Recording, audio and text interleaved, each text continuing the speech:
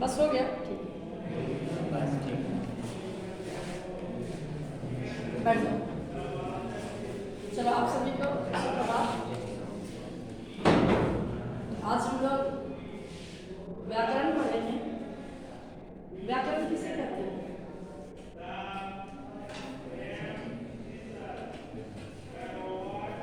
पहली कक्षा में आप लोग पढ़ चुके हो। वी उपसर्ग, वी और आर और क्री धातु, इन तीन के योग से व्याकरण बना है।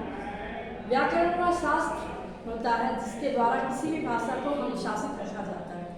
नहीं तो भाषा बदल जाएगी, बहुत जल्दी बदल जाएगी। तो भाषा को एक रूपता देने के लिए उसको एक निश्चित समय तक उसमें परिवर्तन ना हो, इसके लिए व्याकरण आवश्यक होता है। और आपने बचपन में पढ़ा होगा, जिसकी सहायता से शुद्ध शुद्ध बोलना सीखते हैं, शुद्ध शुद्ध लिखना सीखते हैं, उसे व्याकरण कहते हैं।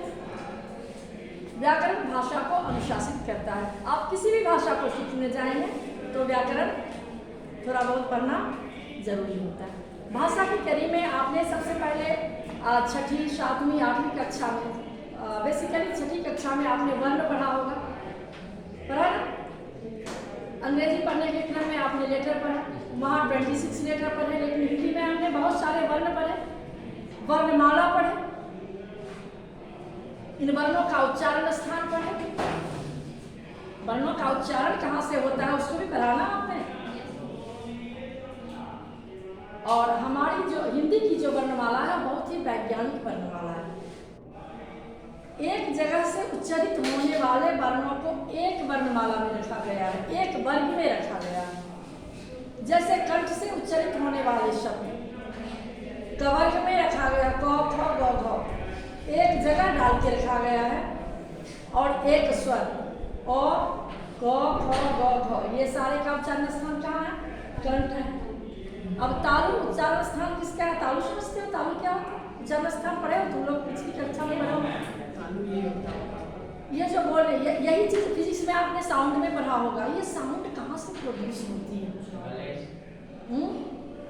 यह साउंड जब हमारे मुंह तक आती है, निकलती है, तो इसके आने तक, उच्चारित होने तक कई प्रक्रिया से गुजरना पड़ता है। इससे अब हवा की कितनी मात्रा किस वर्ग के उच्चारण में लगता है और कितना समय लगता है, उसके हिसाब से उसका उच्चारण स्थान भी तय होता है। उसके हिसाब से उसके बलाघात वगैरह भी तय होता है। आपने सुना होगा अल्प प्राण महाप्राण। एक अक्षर अल्प प्राण होता है, दूसरा महाप्राण होता है। अब क्या समझते हो इससे? प्राण मतलब क्या होता है? वायु। प्राण मतलब क्या होता है? वायु। तो किस वर्ण के उच्चारण में कितनी वायु लगती है और कितना समय लगता है? आपने निश्चित रूप से पढ़ा होगा हर्ष, दीर्घ, प्लुत, स्वर की 3 अवस्था होती है, हर्ष, दीर्घ और प्लुत। हर्ष में एक मात्रा जिसे आपने पढ़ा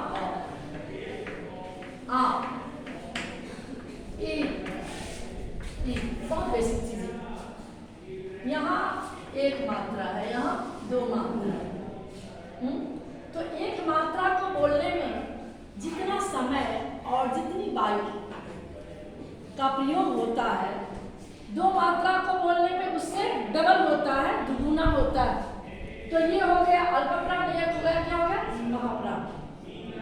जैसे क, ये तो आपने देखा कि ये स्वर के आधार पर हुए हैं, एक मात्रा 2 मात्रा। लेकिन व्यंजन में कैसे निकालें?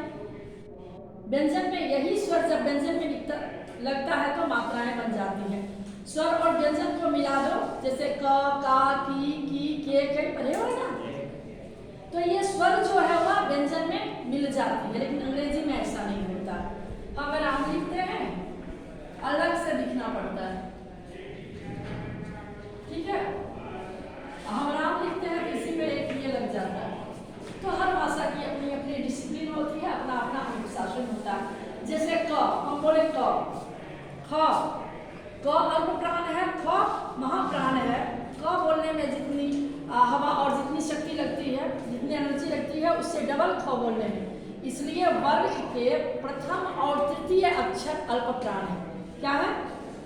ध्यान देना, वर्ग का तृतीय और पहला अक्षर अल्प प्राण है, द्वितीय तृतीय और चौथा अक्षर, हाँ,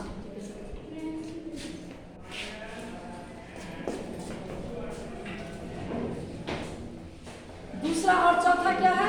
महाप्राण है। दूसरा और चौथा क्या है? महाप्राण है। बोल के देख लो। क, ख, ग, घ, च, छ, ज, झ। आपको महसूस हो रहा है ना कि जब हम ज बोलते हैं तो हमारी जो हवा कम निकलती है, एनर्जी कम लगाना पड़ता है, लेकिन हम जब ज के बाद झ बोलते हैं तो उसमें डबल लगता है। और हिंदी में आप जो बोलते हो वही लिखते हो।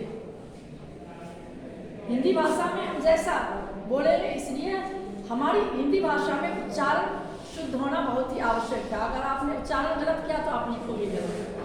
अगर आपके स्वर, आपके उच्चारण गलत हुए तो लेखन भी गलत होगा। इसलिए उच्चारण में हमें सतर्कता बरतनी पड़ती है। अब जब वर्ण आगे बढ़ी, भाषा की न्यूनतम इकाई वर्ण, और वर्ण जब आगे बढ़ी, वर्णों के मेल को हमने क्या कहा? शब्द कहा। वर्णों के सार्थक मेल को हमने क्या कहा? शब्द कहा। और इस शब्द के क्रम में एक आता है पद।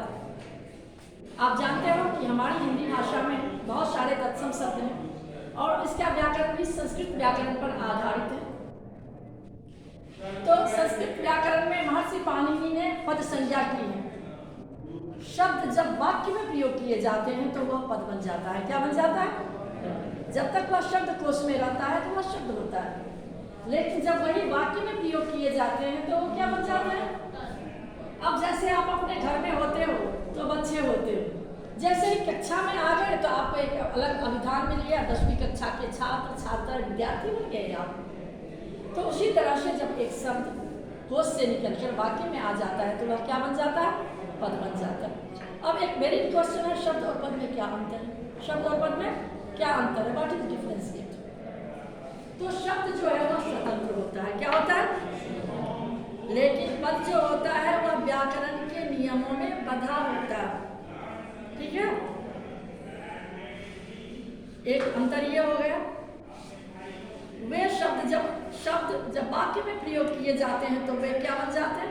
पद बन जाते हैं। और एक तीसरा भी कह सकते हैं कि जब शब्दों में हम विभक्ति का प्रयोग कर, उसका प्रयोग वाक्य में करते हैं विभक्ति के साथ, जब शब्द का प्रयोग हम वाक्य में करते हैं तो वह पद बन जाता है। क्या बन जाता है? तो बच्चों आपने समझ लिया होगा कि पद किसे कहते हैं। कि किसी को कोई डाउट है? अब यह पद 5 प्रकार के होते हैं।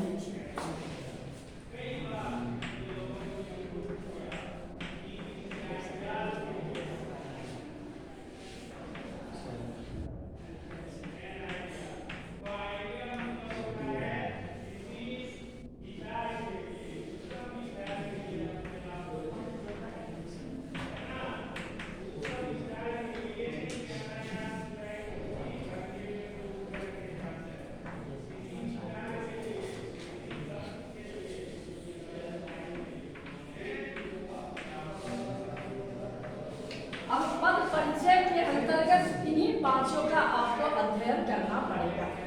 अब आप पद परिचय तभी लिख सकते हो, तभी समझ सकते हो जब आप संज्ञा को समझो, जब आप सर्वनाम को समझोगे, जब आप विशेषण को समझोगे, जब आप क्रिया को समझोगे और जब आप अव्यय को समझोगे।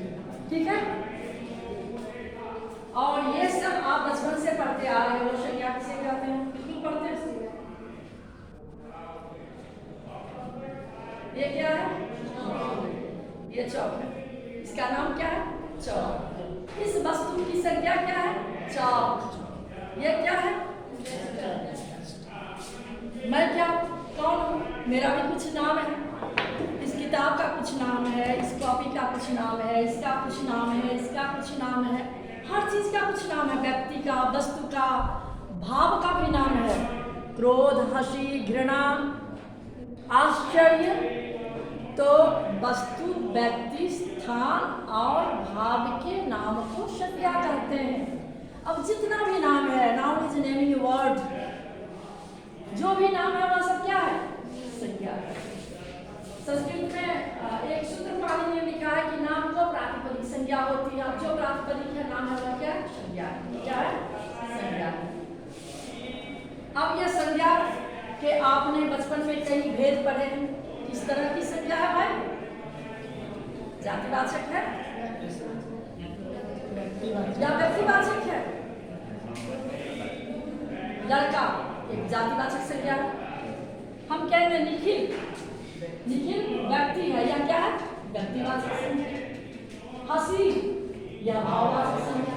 हंसना और हंसी, हंसना क्या है? क्रिया है। हंसना क्या है? क्रिया। और क्रिया से संज्ञा जब बनाएंगे तो क्या हो जाएगा? हंसी। अच्छा से अच्छाई, पढ़ना से पढ़ाई, लड़का से लड़कपन, विशेषण हो गया लड़कपन। तो हम संज्ञा से विशेषण बनाते हैं, क्रिया से संज्ञा से देख लो विशेषण बनता है। तो ये सारी प्रक्रियाएं चलती है। शब्द के साथ खेलना, हमको प्ले करना है शब्द के साथ, पढ़ना नहीं है। क्या करना है? खेलना।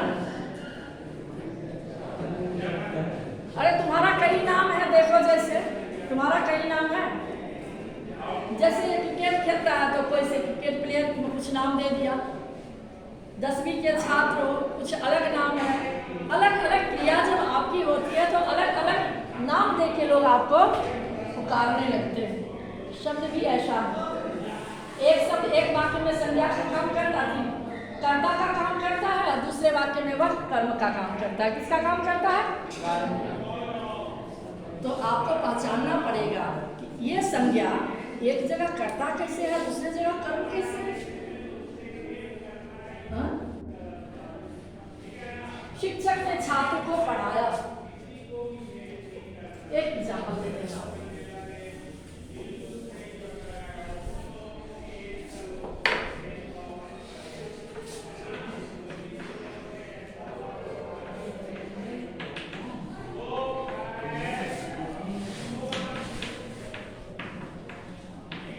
शिक्षक ने छात्र को पढ़ाया। अब अगर कह दिया जाए कि इसका पद परिचय आप दीजिए, ठीक है? या तो अगर कहीं किसी शब्द के नीचे रेखा नहीं खींचा हुआ है तो आप पूरे एक एक शब्द का परिचय देंगे, एक एक पद का परिचय देंगे, सॉरी शब्द नहीं। अब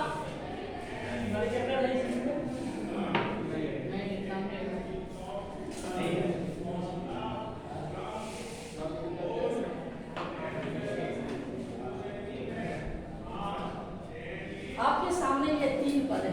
क्या है? शिक्षक ने छात्र को पढ़ाया। यह क्या पद है? ये भी संज्ञा पद है, ये भी संज्ञा पद है। क्या है ये? और ये क्रिया पद है। तो अब जब हम परिचय देंगे तो सारे एस्पेक्ट देखें क्या क्या है। जैसे हमने लिया शिक्षक ने, सबसे पहले यह क्या है? संज्ञा है। क्या है? शिक्षक नाम है। अब ये कौन सी संज्ञा है?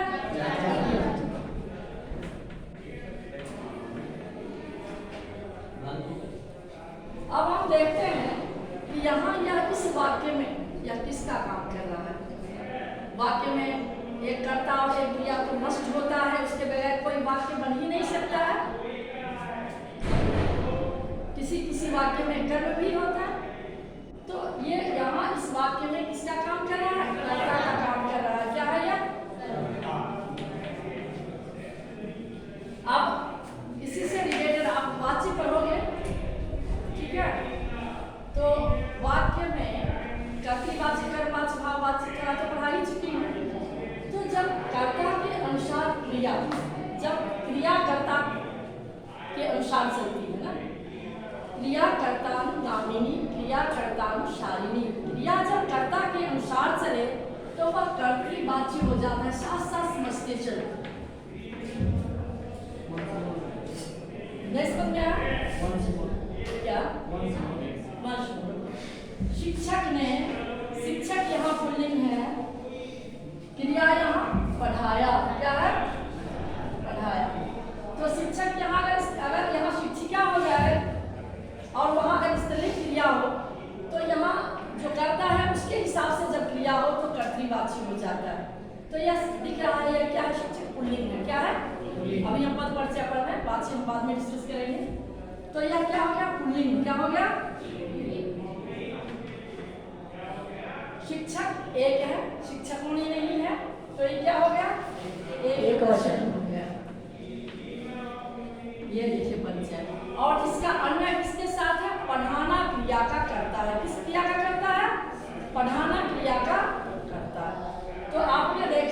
इसका इतना परिचय हो गया, इसी का नाम है पद परिचय। इसी का नाम क्या है? समझ गए? अब ये दूसरा आता है छात्र। छात्र भी संज्ञा है। कौन सी संज्ञा है? जातिवाचक संज्ञा है। छात्र में बहुत सारे छात्र, लेकिन क्या इन दोनों संज्ञा में क्या डिफरेंस है? एक कर्ता के स्थान में है, दूसरा कर्म के स्थान में है। तो यहाँ क्या लिखेंगे? कर्म कारक। ये कर्ता क्या है? कारक है। क्या है ये? आपने सातवीं कक्षा में पढ़ा, कर्ता ने कर्म को करने से, संप्रदान के लिए, उपादान से, संबंध का, के तीन अधिकरण में पर संबोधन है हो। अरे अंग्रेजी में कहते हैं preposition, to, in, over, under पढ़ते हैं ना। और इसको हिंदी में परसर्ग भी कहते हैं। क्या कहते हैं? इसका नाम है, इस जो विभक्ति का चिन्ह है, कई नाम है इसको। कोई इसे विभक्ति का चिन्ह कहता है, कोई इसे कारक का चिन्ह कहता है, कोई इसे परसर्ग कहता है। अब चूंकि जब यहाँ परसर्ग लग गया है कर्ता और कर्म, तो क्लियर हो रहा है कि किसने किसको पढ़ाया। अब मैं एक प्रयोग करती हूँ, दोनों मिनट। शिक्षक छात्र पढ़ाया। अब शिक्षक छात्र पढ़ाए या छात्र ने शिक्षक पढ़ाया, थोड़ा सा कंफ्यूजन हो जाता है। लेकिन जब यहाँ पर एक को कर्ता स्थान में देते हैं, दूसरे को कर्म स्थान में देते हैं, तो पूरा वाक्य का जो सेंस है वो कंप्लीट हो जाता है। इसका जो अर्थ है उसकी प्रतीति हो जाती है। समझिए? तो यही पद परिचय पहले होता था। आता था इसका पद परिचय दीजिए, रेखा खींच लिया, पहले जो क्वेश्चन आते थे। अब बच्चा अगर इसमें से 3 ही याद है, होता था कि कम से कम 3 परिचय लिखिए, 2 परिचय लिखिए, तो भी 1 नंबर बच्चा को मिल जाता है। ठीक है? अब आपकी पढ़ाई थोड़ा सा चैलेंज है एग्जाम में। डोंट थिंक कि हमारी ऑब्जेक्टिव चाहिए कि मार्क्स किया और काम खत्म। पास करने के लिए जितना सुविधाजनक ये परीक्षा है ना, स्कोरिंग के लिए उतना ही मुश्किल है। आपको हर चीज को गहराई से जानना होगा। अब ये 4 ऑप्शन आ जाए, किसी में जातिवाचक की जगह व्यक्तिवाचक कर दिया, किसी में कारक बदल दिया, किसी में पुल्लिंग स्त्रीलिंग बदल दिया। इतना कंफ्यूजिंग, बड़े गौर से देखना पड़ेगा कि कौन ऑप्शन सही होगा। ये पद परिचय वाला ऑप्शन थोड़ा सा मुश्किल होगा, इसलिए आपको बहुत अच्छे से इसे समझना पड़ेगा। मुश्किल नहीं है, मुश्किल कुछ भी नहीं होता, बस थोड़ा सा ध्यान देने की आवश्यकता है। जैसे किस्सा कहानी पढ़ाते हैं, कविता भी पढ़ाते हैं, थोड़ा इधर उधर भी ध्यान लिया, खिड़की से बाहर इधर, तो आप समझ लेते हैं क्योंकि वो, बट इसको समझने के लिए आपको कीन इंटरेस्ट चाहिए, पूरा ध्यान चाहिए और प्रैक्टिस चाहिए। फिर देखना सारे नंबर तुम्हारे हाथ में है, कोई प्रॉब्लम नहीं, हर बच्चा सॉल्व किया है। तो संज्ञा जातिवाचक संज्ञा कर्ता का परिचय। अब आप लोग छात्र को इसका परिचय हम चाहते हैं कि आप लोग तैयार करें।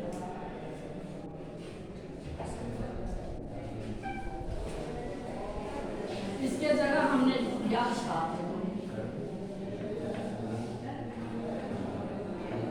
परिचय क्या, इंट्रोडक्शन देना। आपको खड़े करके आपका परिचय क्या हो सकता है? लड़का है, 10वीं कक्षा में पढ़ता है, इसका ये नाम है, अच्छा है या पढ़ने में तेज है, तो बहुत सारे क्यों दिखाते हैं। तो किसी का पूरा परिचय देना ही तो पद परिचय है। यहाँ आप व्यक्ति का परिचय दे रहे हो, यहाँ पद का परिचय दे रहे हो।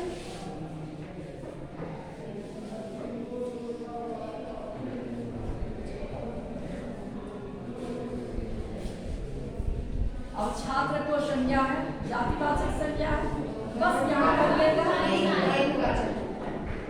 क्या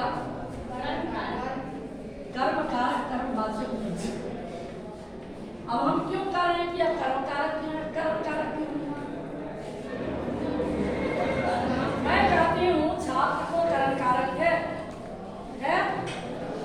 क्यों नहीं है? बताओ क्यों नहीं है?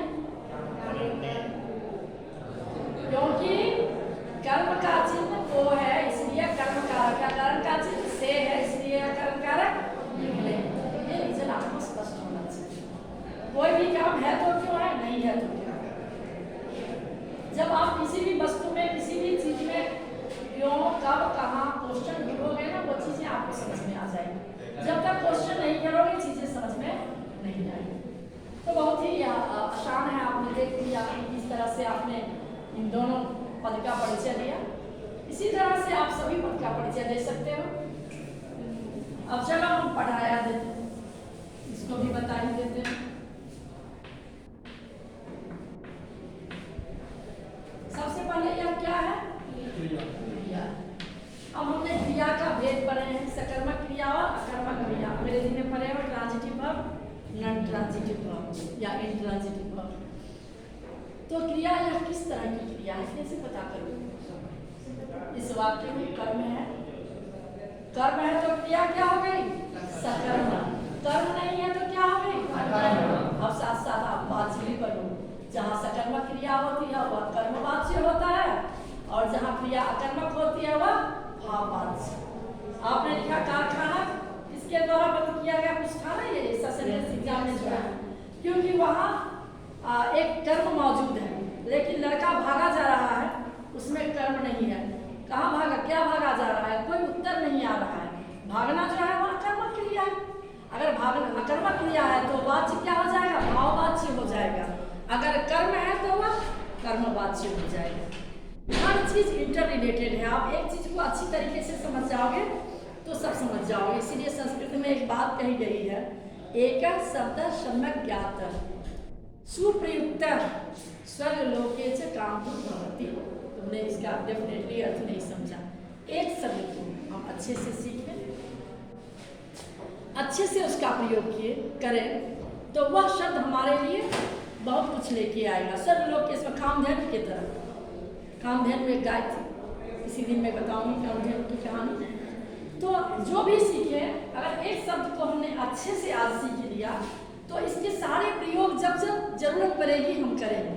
लेकिन अगर 10 शब्द हमने आज पढ़ लिया और एक पर भी पूरी तरह से कमांड नहीं कर पाए तो कुछ भी हमारे हाथ लगा नहीं। इसीलिए जो हमारी प्राचीन परंपरा थी गुरुकुल की, अगर हम थोड़ा सा इससे हटके जाएं तो वहाँ पढ़ने पढ़ाने का जो आयाम था, स्टेप था, वह 4 हुआ करता था। जैसे अध्ययन किया, गुरुजी पढ़ा दिए और आपने सुन लिया, आपने अध्ययन कर लिया, हमने जो बताया, उसके बाद मनन करना। अध्ययन के बाद मन ही मन उसे गुनना, जो आपने पढ़ा शांति से उन चीजों को मन में विचार करना। ठीक है, अब जब मन में विचार किए तो चीजें हमें अच्छे से समझ में आ गई। अब उस पर चिंतन करना। अब उस पर क्या करना? चिंतन करना। इसका प्रयोग एप्लीकेशन जिसे कहते हैं, कैसे इसको कहाँ अप्लाई करना है। हमारा जो ये ज्ञान है, how can I apply my knowledge, where I can apply my knowledge, कहाँ अप्लाई करूँ, किस तरह करूँ, चिंतन से आपको ये चीज़ आ जाएगा। और निधिध्यासन, फिर उसके किस तरह से कहाँ प्रयोग किया जाए, इसका क्या उपयोग हो सकता है, चिंतन से आपके उसके अच्छे बुरे गुण सारे क्वालिटीज मालूम हो जाएंगे और निधिध्यासन से उसका एप्लीकेशन आपको मालूम हो जाएगा। तो ये पढ़ने के इसी क्रम में पाणिनि ऋषि ने शिक्षा शास्त्र में एक श्लोक लिखा है। क्या लिखा है? कि बच्चे आचार्य से सिर्फ 25% पढ़ते हैं। हमने जो पढ़ाया आपने बस 25% पढ़ा, इससे ज़्यादा नहीं पढ़ सकते। 75% कहाँ से पढ़ोगे?